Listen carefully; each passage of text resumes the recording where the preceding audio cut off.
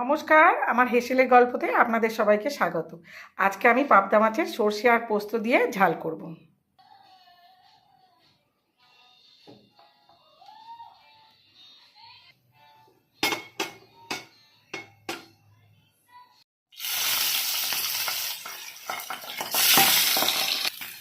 মাছগুলো আমি একটু নুন, হলুদ আর সর্ষের তেল মাখিয়ে রেখেছিলাম, দিয়ে এবারে সব মাছগুলোই ভেজে নেব।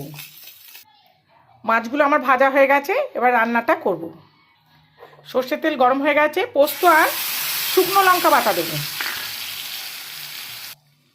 একটু কাশ্মীরি লঙ্কা দেবো।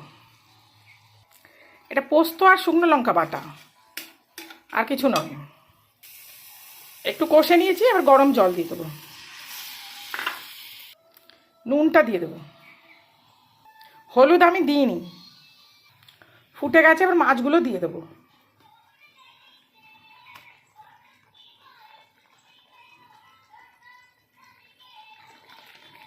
এটা সানরাইজের 2 চামচ সর্ষে জলে ভিজিয়ে রেখেছিলাম, আর কাঁচা লঙ্কাটা দিয়ে দেবো।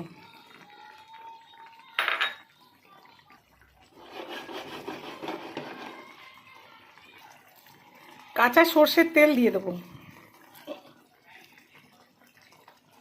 হয়ে গেছে, এবার নামিয়ে নেবো। পাবদা মাছের সর্ষে দিয়ে আর পোস্ত দিয়ে ঝাল হয়ে গেছে, এবার আমি খাবো।